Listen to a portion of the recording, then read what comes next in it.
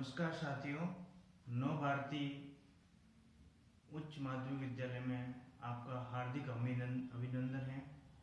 आज हम मानव भूगोल के द्वितीय अध्याय जनसंख्या वितरण घनत्व और वृद्धि का अध्ययन करेंगे। तो जब जनसंख्या हम अध्ययन करते हैं तो किसी भी देश से या उससे संबंधित उसका अध्ययन किया जाता है। किसी देश के निवासी हो और उस देश में जितने भी संसाधन के रूप में उसका उपयोग किया जाता है वो जनसंख्या के रूप में उसका उपयोग होता है। जो देश के अन्य संसाधनों की बात करते हैं उसकी नीतियां निर्धारित करते हैं और उसके रूप में उसका प्रारूप तैयार करते हैं। उसी के साथ उसका अवलोकन के साथ जनसंख्या निर्धारण की जाती है। प्रत्येक देश में अलग अलग निवासी है, अलग अलग संसाधन हैं और अलग अलग उनकी नीतियों के साथ जनसंख्या का निर्धारण किया जाता है। तो उसके बाद आती है सबसे पहले ये कि किसी भी देश के निवासी उसके वास्तविक धन होते हैं। यानी हमने जनसंख्या को एक नीति निर्धारण के आधार पर उसको प्रयुक्त किया और वास्तविक धन के रूप में किसी देश के निवासी का अध्ययन प्रारंभ किया। ये लोग वास्तविक संसाधन भी होते हैं। ये लोग वास्तविक संसाधन भी होते हैं। यानी जनसंख्या में संसाधन का रूप भी बताया गया जनसंख्या वितरण के घनत्व को और वहाँ के लोगों को, क्योंकि एक स्थान से दूसरे स्थान पर मानव चलकर अपने कार्यकलाप करता है और उनके आधार पर अपना निर्धारण प्रारंभ करता है। तो फिर ये कहते हैं कि ये अन्य संसाधनों का उपयोग भी करते हैं। अन्य संसाधन जैसे किसी भी रूप में कोई भी शिक्षा संबंधित भी कोई कंप्यूटर ऑपरेटर है या मशीन है, उद्योग से संबंधित, कृषि से संबंधित, शिक्षा से संबंधित नई नई तकनीकी आधार पर उनका उपयोग करते हैं और उसकी नीतियां निर्धारित करते हैं। अब उसकी नीतियां निर्धारित कैसे कि मान लो जनसंख्या नीतियां निर्धारित करनी कि भाई 5 साल में हमें जनसंख्या घनत्व में इतने प्रतिशत प्रति वर्ग किलोमीटर क्षेत्र में लोगों का निवास होना चाहिए, या लिंग अनुपात में से 1000 प्रति पुरुष पर इतनी महिलाओं की संख्या निर्धारित होनी चाहिए। उसके बाद जनसंख्या नीति में बदलाव होना चाहिए। पहले से उपयुक्त जलवायु होनी चाहिए, वहाँ का धरातल अच्छा होना चाहिए। जब हम आगे बढ़ेंगे कारक के बारे में तो उसके आधार पर उसका वर्णन किया जाता है। तो बोलते हैं कि एक देश की पहचान उसके लोगों से होती है। मान लो भारत के लोग विदेशों में जाएंगे तो वहाँ की पहचान वहाँ के संसाधन से, वहाँ के क्रियाकलाप से और वहाँ की आर्थिक नीति से भी उसकी पहचान होती है। तभी हम एक संसाधन के रूप में उसको जानते हैं। ये जानना आवश्यक है कि किसी देश में कितनी स्त्री और पुरुष है। ये भी जानना आवश्यक है कि किस देश में कितने महिलाएं काम करती है, कितने पुरुष काम करते हैं और उनका कितना आधिपत्य है उनके अलग अलग कामों के लिए। प्रति वर्ष कितने बच्चे जन्म लेते हैं, यानी प्रति वर्ष भारत में कितने जन्म लेते हैं, अमेरिका में कितने जन्म लेते हैं, Europe, Asia, Africa, Australia, New Zealand, इन सभी महाद्वीपों के आधार पर उसका वर्णन है। कितने लोगों की हर साल मृत्यु हो रही है और कैसे हो रही है, कोई ना कोई कारण है। मान लो कोई जन्म लेते ही बच्चा मर जाता है तो उसके या तो संसाधन से उपलब्ध नहीं हो पाए या चिकित्सा व्यवस्था सही पर्टिकुलर नहीं हो पाई और उसके आधार पर उसका जो आगे का प्रोसेस वो रुक जाता है और मृत्यु दर और जन्म दर में मृत्यु दर होने लगती है और जन्म दर में कमी होने लगती है। तो फिर कहते हैं जितने भी तो वे क्या वे नगरों में रहते हैं, तो नगरों में या गाँव के क्षेत्रों में रहते हैं अथवा गाँव में रहते हैं, क्या वे पढ़ लिख सकते हैं अथवा वे क्या काम करते हैं, और यही तथ्य है इसके बारे में हम इसके इकाई का अध्ययन करेंगे कि कितने लोग पढ़े लिखे हैं, कितने साक्षर है, कितने व्यवसाय में लगे हुए हैं, कितनी उद्योग धंधों में अलग अलग क्षेत्रों में अलग अलग। तो 21वीं शताब्दी के प्रारंभ में विश्व की जनसंख्या लगभग 600 करोड़ से अधिक दर्ज की गई थी। जो 21वीं शताब्दी की बात करते हैं, जो नई शताब्दी आरंभ होने जा रही है, उसमें इतनी करोड़ जनसंख्या लगभग है। हम यहाँ जनसंख्या के वितरण और घनत्व के प्रारूप की विवेचना भी करेंगे कि जनसंख्या का वितरण कैसा हो, उसकी प्रारूप कैसे, उसके आधार पर।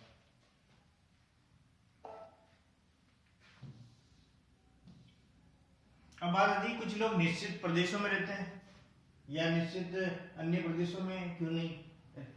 तो कई बात आती है कि इस प्रकार कि कुछ लोग निश्चित प्रदेशों में क्यों रहना चाहते हैं। कि कई बार होता है कि हम निश्चित प्रदेशों में ही रहते हैं और इसी के आधार पर हम इसका निर्माण करेंगे, तो हम उसी के अकॉर्डिंग चलेंगे। कुछ लोग निश्चित प्रदेशों में क्यों रहना चाहते हैं और अन्य प्रदेशों में क्यों नहीं। अब कुछ लोग होते हैं कि हमें तो पर्टिकुलर हमारा एरिया है राजस्थान में, हम इस जगह ही रहना चाहते हैं क्योंकि यहाँ की जलवायु बढ़िया है, यहाँ की आसपास का वातावरण बढ़िया है और यहाँ हम रोज ऑफिस जाते हैं, हमारा आसपास सभी सेक्टर मौजूद हैं किसी भी वर्ग में, तो हम इसी प्रदेश में रहना पसंद है। कई बार होता है कि आप जाके पहाड़ों पर रहने लग जाओ तो उस प्रदेश में हम नहीं रह सकते, हमारे पास आने जाने के साधन नहीं, दूसरी बात वहाँ का वातावरण सही नहीं है, वहाँ कोई कार्य करने की क्षमता हम उस पर पूरी विकसित नहीं हो पाती है, तो ये कारण है। तो विश्व की जनसंख्या असमान रूप से वितरित है, यानी विश्व में जनसंख्या असमान रूप से वितरित है। मतलब अपन अनुमान लगा सकते हैं कि इस पर्टिकुलर क्षेत्र में इतनी जनसंख्या से ज्यादा बढ़ नहीं सकती, ये इससे ज्यादा घट नहीं सकती। मान लो कहीं जन्म ले रहे हैं और कई क्षेत्र में मृत्यु हो रही है, और जहाँ मृत्यु हो रही है वहाँ कमी भी हो रही है, और जन्म ले रहे हैं वहाँ वृद्धि भी हो रही है, तो इस क्षेत्र का हम बता नहीं सकते। लेकिन एशिया की जनसंख्या के संबंध में जॉर्ज बी क्रेसी की टिप्पणी थी कि एशिया में बहुत अधिक स्थानों पर कम लोग, एशिया में बहुत अधिक स्थानों पर, एशिया में बहुत सारा क्षेत्र है और वहां पर अधिक स्थानों पर बहुत कम लोग रहते हैं, और कम स्थानों पर बहुत अधिक लोग रहते हैं। ये विश्व की जनसंख्या वितरण के प्रारूप संबंध में ये सत्य है। इन कम स्थान पर अधिक स्थान पर कम लोग रहते हैं और कम स्थान पर अधिक लोग रहते हैं। तो आपने देखा भी होगा कि जैसे अमेरिका, यूएसए शक्तिशाली विकासशील देश है, विकसित देश है, उनमें इस प्रकार का प्रोसेस बताया गया है। तो फिर बात आती है इसमें एक और कि विश्व में जनसंख्या के वितरण का प्रारूप, जनसंख्या वितरण के प्रारूप के बारे में। अब प्रारूप की हम बात करते हैं तो सीधा सीधा बात आती है कि इसके प्रारूप की विवेचना के, तो जनसंख्या वितरण घनत्व के रूप में, जनसंख्या का वितरण कैसा होता है, घनत्व के रूप में बताते हैं, यानी प्रति वर्ग किलोमीटर क्षेत्र में फैले हुए लोगों की जो संख्या निवास करती है वहां रहते हैं, उसे जनसंख्या घनत्व कहते हैं, और वही उसका वितरण है। तो जननांग की विशेषताओं के आधार समझने में मदद करता है कि जननांग की विशेषता यानी जो जन्म दर और मृत्यु दर और प्रजनन दर क्षमता होती है उसके आधार पर उसका वर्णन होता है। तो जनसंख्या वितरण शब्द का अर्थ है भूपृष्ठ पर, यानी भूपृष्ठ पर लोग किस प्रकार वितरित है, यानी जो धरातल है उसके ऊपर जो जनसंख्या है वो उस पर लोग किस किस प्रकार वितरण है और उनका कहाँ तक वो फैलाव है और कहाँ तक वो विस्तृत क्षेत्र में फैले हुए हैं। इस बात लगाया जाता है कि मोटे तौर पर विश्व जनसंख्या का 90% इसके 10% स्थल भाग में निवास करता है, यानी विश्व मोटे तौर पर हम देखते हैं तो विश्व की 90% जनसंख्या 10% पर निवास करती है, यानी 90% जनसंख्या और 10% जो क्षेत्र एरिया है वहां पर निवास करती है। तो विश्व के 10 सर्वाधिक आबाद देशों में इसकी जनसंख्या लगभग कितनी 60% जनसंख्या निवास करती है। इन देशों में 6 एशिया के अवस्थित हैं और एशिया के इन 6 देशों में जो हम पहचान करते हैं उसके बारे में अध्ययन करते हैं। कौन कौन से?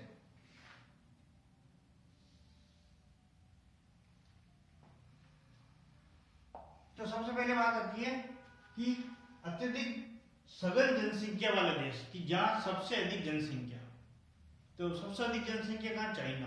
तो सबसे पहले ये चाइना की बात हुई, यानी चाइना के रूप में। उसके बाद हमारा भारत, भारत के बाद संयुक्त राज्य America, Indonesia, Brazil, Pakistan, Nigeria, Bangladesh, रूस और मेक्सिको। तो इसकी जनसंख्या क्या है? करोड़ों में। अब मान लो जनसंख्या का घनत्व कहाँ है, जनसंख्या कितने रूप में फैली हुई है, कितना विस्तृत हो गया, उसके आधार पर उसका वर्णन करते हैं। तो फिर बात आती है कि सोने से नहीं केवल स्त्री और पुरुष के मजबूत राष्ट्र बनाता है। ये कहता है कि सोने से नहीं वरन केवल स्त्री और पुरुष से एक राष्ट्र मजबूत और महान बनता है। तो हम कह रहे पहले तथ्य मान कि भारत या विश्व में हम जनसंख्या की बात करते हैं तो महिला और पुरुष की जो सशक्त शक्ति होती है और संसाधन के रूप में काम करते हैं वही एक देश को मजबूत बनाते हैं और महान बनाते हैं। उसके आधार पर सत्य और सम्मान के खातिर जो डटे रहते हैं और कष्ट झेलते हैं और जो परिश्रम करते हैं, और जब ये निद्रावंत होते हैं, जो सांस दिखाते हैं और जब ये अन्य भाग खड़े होते हैं, तो वही लोग राष्ट्र के स्तंभों को गहरी नींव डालते हैं और आकाश तक उसे ऊंचा उठाते हैं। जो परिश्रम होते हैं, मेहनत करते हैं और सबसे ज्यादा अडिग रहते हैं, साहसी रहते हैं और हर चीज में प्रयास करते हैं कुछ न कुछ, तो ये मानव सभ्यता की एक प्रमुख देन मानी जाती है, जिसने रॉल्फ वाल्डो इमर्सन ने ये परिभाषा बताई।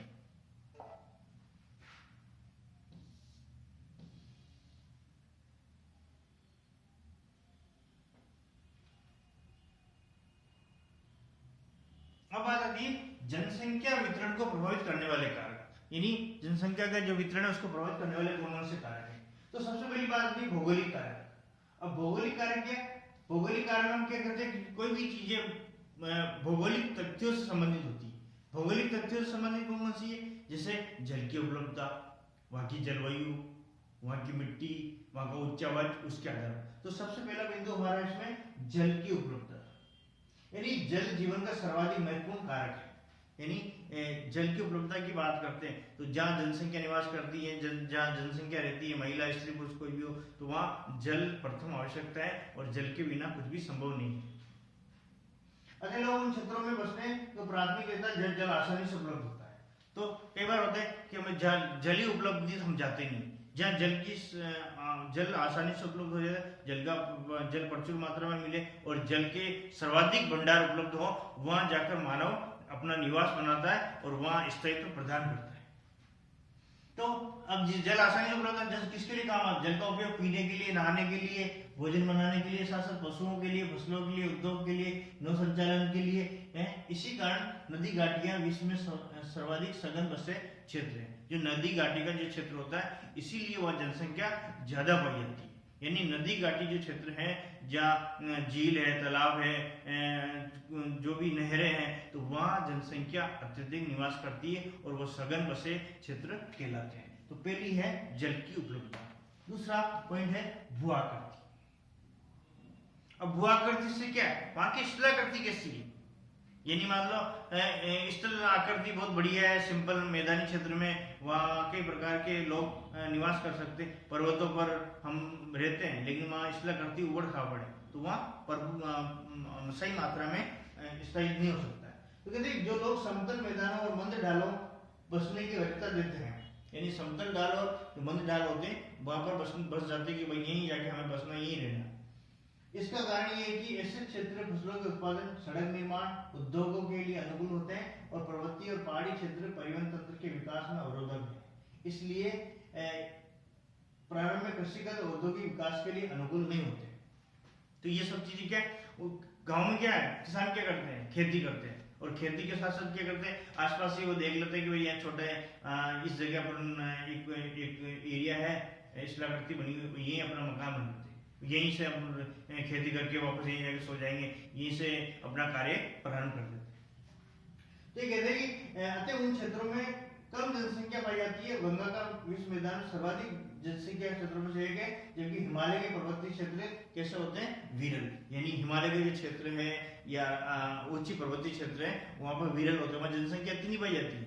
और ये पर्वतों पर कौन रहता है, क्या करेंगे, या कोई हमारे कोई सोर्स ही नहीं है, आवागमन के साधन नहीं है, जल की उपलब्धता नहीं है, पर्याप्त वनस्पति नहीं है, कृषि के लिए कोई संसाधन के रूप में कृषि की कोई खेती नहीं होती है, कोई उपलब्ध संसाधन के रूप में भोज्य पदार्थ नहीं मिलता उस रूप में। तीसरी है जलवायु। जलवायु आवास के लिए, जनसंख्या के लिए सबसे अति महत्वपूर्ण कारक माना जाता है। यदि अति उष्ण ठंडे स्थलों में विषम जलवायु मानव बसाने के लिए असुविधा होती है। यानी ठंडे मरुस्थल में हम बात करें, वहां जाकर हम रहने लग गए तो जनसंख्या वहां नहीं निवास करती। ठंडे मरुस्थल में उनको तो धूप भी चाहिए, तो उसके आधार पर उनका वर्णन नहीं। तो ये क्या कहते हैं कि सुविधाजनक जलवायु वाले क्षेत्रों में अधिक मौसमी आधार पर उसका अनंत होता है।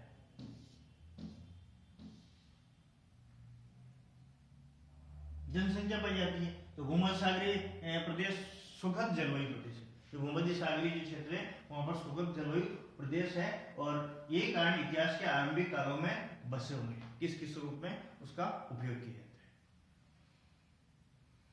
तो फिर बात आती है कि मिट्टी उपजाऊ मृदा, यानी धरातल के जो ऊपरी भाग है वहां पर ऊपरी परत है, जो हुमस की मात्रा पाई जाती है वो मिट्टी कहलाती है। तो ये कहते हैं इनसे संबंधित कृषि के लिए महत्वपूर्ण मानी जाती है उपजाऊ मिट्टी। इसलिए उपजाऊ दोमट मिट्टी वाले प्रदेशों में अधिक लोग निवास करते हैं। अब वहाँ क्यों निवास करते हैं कि जब मिट्टी उपजाऊ है, जलोढ़ मिट्टी है, जल की व्यवस्था उपलब्ध है, जलवायु भी अच्छी है, और तो वह क्या करते हैं उस मिट्टी में लोग खेती करते हैं। तो मैंने शुरू में बताया था कि संसाधन के रूप में जनसंख्या निवास करती है, जहाँ लोग मेहनत करते हैं, साहसी होते हैं, अपने अपने जो प्रतिभावान जो व्यक्ति होते हैं वो हुनर को दिखाते हैं और उस रूप में उसका। तो ये क्योंकि मिट्टी गहन कृषि का आधार बन सकती है, यानी गहन निर्वहन कृषि का एक प्रारूप बन सकती है। क्या आप भारत में उन क्षेत्रों के नाम बता सकते हैं जहाँ कम उपजाऊ मृदा के कारण विरल जनसंख्या पाई जाती है? तो है, भारत में कई जगह है कि भारत में जैसे थार का मरुस्थल, जो मरुस्थलीय क्षेत्र है, वहाँ उपजाऊपन का है, मिट्टी इतनी उपजाऊ नहीं मिलती है, रेतीली वाली मिट्टी मिलती है जिसमें उपजाऊपन कम मात्रा होती है, ऑक्सीजन की कम मात्रा होती है, हुमस नहीं होती है उसमें, कई प्रकार की मिट्टी। तो थार का मरुस्थल है, जो भी इधर दक्षिण पूर्वी एशिया के जो क्षेत्र है, कुछ मरुस्थलीय क्षेत्र है वहाँ पर, और अफ्रीका महाद्वीप, उसमें भी उपजाऊपन कम पाई जाती है। नेक्स्ट है आर्थिक कारक। आर्थिक कारक में हम देखते हैं सबसे पहले खनिज। तो खनिज निक्षेप से युक्त क्षेत्र उद्योगों को आकर्षित करते हैं। जो खनिज, अब आप खनिज का क्या निकालेंगे, ये जो सोना है, जस्ता है, शीशा, चांदी है, निकाल लिए, मतलब जमीन में से खोद कर, फिर क्या करेंगे उद्योग के रूप उसका वर्णन करेंगे, उद्योग की स्थापना करेंगे और उसके आधार पर उसका वर्णन करेंगे। तो खनन और औद्योगिक गतिविधियां के रोजगार उत्पन्न करते हैं। तो खनन और औद्योगिक गतिविधियां क्या करते हैं, रोजगार उत्पन्न करते हैं, और कुशल और अर्धकुशल कर्मी इनमें पहुंचते हैं और जनसंख्या को सघन बना करते हैं। जैसे अफ्रीका की कटंगा, जाम्बिया, तांबा पेटी इसका एक अच्छा उदाहरण है। तो फिर बात आती है कि नगरीकरण क्या होता है। नगरीकरण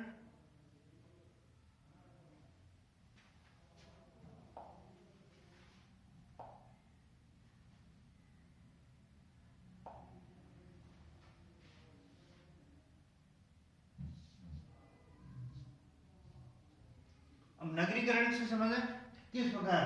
तो नगरों में क्या करते हैं कि नगर रोजगार के बेहतर अवसर होते हैं, कि नगरों में हमें सब सुविधा मिलती है, नगरों में रोजगार के बेहतर अवसर मिलते हैं, वहाँ पर शैक्षणिक गतिविधियाँ सही प्रकार से होती है, और इस अवसर पर चिकित्सा संबंधी सुविधाएं, परिवहन और संचार के बेहतर साधन उपलब्ध होते हैं, अच्छी नागरिक सुविधाएं, नगरीय जीवन का आकर्षण के लोगों नगरों की ओर खींचते हैं। इससे ग्रामीण क्षेत्रों से नगरीय क्षेत्रों में प्रवास होता है और ये नगर आकार में बढ़ जाते हैं, और विश्व में जो विराट नगर प्रति वर्ष बड़ी जनसंख्या में प्रवासियों का निरंतर आकर्षित होता रहता है। तो कहते हैं फिर भी नगरीय जीवन अत्यंत कष्टदायक हो सकता है। नगरीय जीवन कुछ कष्टदायक जो पक्ष होते हैं वो किस प्रकार होते हैं, तो उसमें कोई प्रारूप होता होगा। तो पहला है औद्योगिकरण। अब इसमें है कि औद्योगिकरण की पेटियां रोजगार के अवसर उपलब्ध कराती। सही बात है कि जब औद्योगिकरण की जो बेल्ट होती है वो रोजगार के अवसर देती है, वहाँ के लोग अपना कार्य करते हैं, उसके आधार पर उनका जीवन निर्वाह होता है। तो और बड़ी संख्या में लोगों को आकर्षित करते हैं। इनमें से केवल कारखाना और श्रमिक ही नहीं होते हैं, बल्कि परिवहन परिचालक के रूप में, दुकानदार के रूप में, बैंक कर्मी के रूप में, डॉक्टर के रूप में, अध्यापक के रूप में और अन्य सेवाएं उपलब्ध कराने वाले भी होते हैं। जापान का जो कोसे ओसाका प्रदेश है, ये अनेक औद्योगिक उपस्थिति के कारण सघन घनन बसा हुआ है। जो है ना कोबे, जापान का कोबे ओसाका प्रदेश जो अनेक औद्योगिक की उपस्थिति के कारण सघन बसा हुआ है। नेक्स्ट है सामाजिक एवं सांस्कृतिक कारक। उससे पहले हम थोड़ी बात करते हैं कि जनसंख्या भूगोल की कुछ आधारभूत संकल्पनाएं जनसंख्या भूगोल की। तो सबसे पहले बात आती है कि जनसंख्या की वृद्धि। और जनसंख्या की वृद्धि कैसे होती है कि कोई ना कोई अंतराल होता है, उसमें वृद्धि होती है। इसमें दे रखा है समय के दो अंतरालों के बीच एक क्षेत्र विशेष में होने वाली जनसंख्या में परिवर्तन जनसंख्या की वृद्धि कहलाता है। अब समय के दो अंतराल के बीच एक क्षेत्र विशेष में वो भी समय है और एक क्षेत्र विशेष में जनसंख्या के अंतराल में कोई वृद्धि होती है तो वो क्या कहलाती है, उससे वृद्धि कहते हैं, जनसंख्या में परिवर्तन होता है। उदाहरण के लिए हम भारत की 2001 की जनगणना की बात करें तो 102.70 करोड़ उसके बाद 2011 की जनसंख्या 121.2 करोड़, ये घटाए तब हम जनसंख्या की वृद्धि कितनी रह जाएगी 18.15 करोड़, जो कि वास्तविक संख्या का पता चलेगा। फिर जनसंख्या की वृद्धि दर, वह जनसंख्या में परिवर्तन हो जो प्रतिशत में व्यक्त किया जाता है। जनसंख्या वृद्धि दर कैसे, जो जनसंख्या में वृद्धि हो रही उससे हम प्रतिशत में व्यक्त करते हैं तो वो जनसंख्या वृद्धि कहलाती है। फिर जनसंख्या की प्राकृतिक वृद्धि क्या होती है, किस क्षेत्र में विशेष में दो समय अंतरालों में जन्म दर और मृत्यु दर से अंतर से बढ़ने से वाली जनसंख्या उस क्षेत्र की प्राकृतिक वृद्धि कहलाती है। यानी प्राकृतिक वृद्धि कैसे होती है, जन्म दर माइनस मृत्यु दर, यानी जन्म दर में से अगर मृत्यु दर घटा देंगे तो वो हमारी हो जाएगी प्राकृतिक जनसंख्या वृद्धि दर। जनसंख्या की वास्तविक वृद्धि दर क्या होती है, ये वृद्धि तब होती है जब वास्तविक वृद्धि यानी जन्म दर माइनस मृत्यु दर प्लस अप्रवास प्लस उत्प्रवास, यानी वास्तविक या तो जन्म दर में से माइनस कर देंगे मृत्यु दर को, या फिर अप्रवास में से माइनस कर देंगे उत्प्रवास, यानी आते हैं फिर चले जाते हैं। तो इसमें भी क्या है, जन्म होता है तो मृत्यु हो जाती है, तो ये वास्तविक। फिर अप्रवास आते हैं तो वापस जाते भी, उत्प्रवास चले जाते हैं, तो ये एक वास्तविक रूप में इसकी चीजें होती है। उसके बाद जनसंख्या की धनात्मक वृद्धि, यानी धनात्मक वृद्धि कब होती है, तो ये तब होती है कि जब दो समय अंतरालों के बीच जन्म दर मृत्यु दर से अधिक हो, यानी जो धनात्मक है जन्म दर मृत्यु दर से अधिक हो तो वो धनात्मक रूप में अन्य देशों से लोग स्थायी रूप से उस देश के प्रवास कर जाते हैं। तो जनसंख्या की ऋणात्मक वृद्धि दर यानी दो समय के अंतराल के बीच जनसंख्या कम हो जाए और उससे जनसंख्या की ऋणात्मक वृद्धि कहते हैं। ये तब होती है जब जन्म दर मृत्यु दर से कम हो जाए अथवा लोग अन्य देशों से प्रवास कर जाए उस रूप में। तो नेक्स्ट है सेकंड है हमारे सामाजिक और आर्थिक कारक, ये भी महत्वपूर्ण है जनसंख्या वृद्धि के लिए या जनसंख्या घनत्व को प्रभावित करने के लिए। तो कुछ स्थान पर धार्मिक और सांस्कृतिक महत्वकरण भी अत्यधिक लोगों को आकर्षित करते हैं, ठीक उसी प्रकार के लोग उन क्षेत्रों को भी छोड़कर चले जाते हैं। सामाजिक और आर्थिक अशांति मोटे तौर पर मृत्यु होती है। तो कहते हैं कि जनसंख्या का जो आरंभ है तो वो कहते हैं कि परिवर्तन के घटक हो सकते हैं किस रूप में, तो ये कहते हैं कि जिसमें परिवर्तन के तीन घटक होते हैं, जन्म दर, मृत्यु दर और प्रवास। इसके आधार पर तो असंचित जन्म दर सीबीआर को यानी सीबीआर प्रति 1000 स्त्रियों द्वारा जीवित बच्चों के रूप में व्यक्त किया जाता है और ये इस प्रकार इसकी की जाती है। यानी हम जन्म दर की बात करें तो किसी वर्ष विशेष में जीवित जन्म या किसी क्षेत्र विशेष में वर्ष के मध्य जनसंख्या इंटू 1000, यानी कुछ मृत्यु दर परिवर्तन का सक्रिय भूमिका निभाती है और केवल मृत्यु दर में उसका निर्माण होता है। तो असंशोधित मृत्यु दर में कुछ मापने की एक सरल विधि है। यह मृत्यु दर को किसी क्षेत्र विशेष में किसी वर्ष के 1000 जनसंख्या के मृतकों की संख्या के रूप में किया जाता है और मृत्यु दर की गणना इस प्रकार की जाती है, किसी वर्ष में विशेष मृतकों की संख्या। एक मोटे तौर पर मृत्यु दर किसी क्षेत्र का जनगणना स्तर के आधार पर उसका हो सकता है, जैसे संरचना, सामाजिक उन्नति, आर्थिक विकास के स्तर प्रभावित करता है। प्रवास, अब प्रवास की जो परिभाषा बहुत सिंपल है कि जन्म दर और मृत्यु दर के अतिरिक्त एक और घटक है जिससे जनसंख्या का आकार परिवर्तन होता है।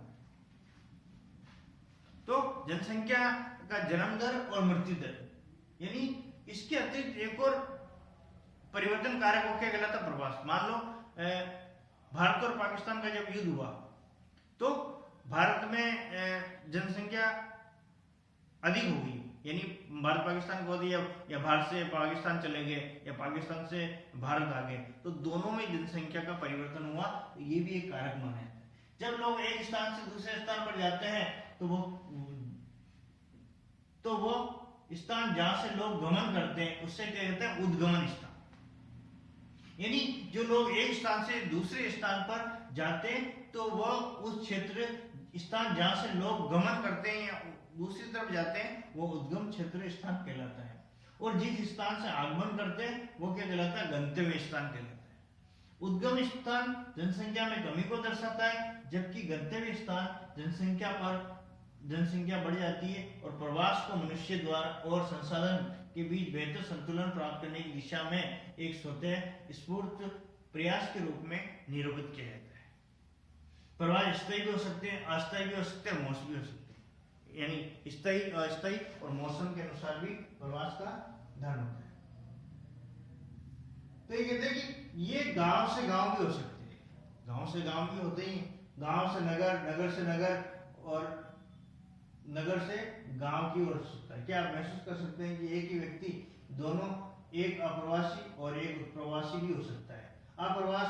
प्रवासी जो किसी नए स्थान पर जाते हैं वो अप्रवासी कहलाते हैं, और प्रवासी जो एक स्थान से बाहर चले जाते हैं वो उत्प्रवासी कहलाते हैं।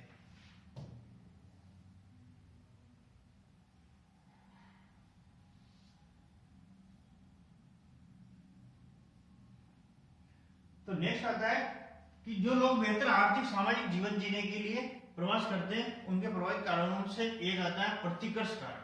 प्रतिकर्ष कारण नहीं, हमारी ओर आकर्षित होना या प्रतिकर्ष करना किसी और, जैसे बेरोजगारी। तो बेरोजगारी के लिए क्या करते हैं, प्रतिकर्ष करते हैं, एक स्थान दूसरे स्थान चले जाते हैं और वहां जाकर अपना फिर रहन सहन की निम्न दशा है कि वहां रहन सहन कैसा है, वो किस प्रकार रहते हैं, कैसा उच्चावास है, कैसी जलवायु, उसके दौर में राजनीतिक उपद्रव, यानी राजनीतिक क्षेत्र से कोई दिक्कत तो नहीं, वहाँ का आसपास का एरिया कैसा है उससे संबंधित, यानी प्रतिकूल जलवायु, प्राकृतिक विपदाएं तो नहीं, महामारी तो नहीं, सामाजिक आर्थिक पिछड़ेपन के कारण जैसे उद्गम स्थान को हम कम आकर्षित करते हैं। आकर्षण कारक वो होते हैं जो काम के बेहतर अवसर और रहन सहन की अच्छी दिशाएं हो। आकर्षण के रूप में, यानी प्रतिकर्ष तो विपरीत हो गया, और आकर्षण हमारी और आकर्षित। तो बेहतर अवसर, रहन सहन, अच्छी दिशाएं, शांति, स्थायित्व, जीवन की संपत्ति, सुरक्षा, अनुकूल जलवायु जैसे गंतव्य स्थान को उद्गम स्थान की ओर अवश्य आकर्षित करते हैं, तो वो आकर्षित कारक कहलाते हैं। जनसंख्या की वृद्धि की प्रवृत्तियां।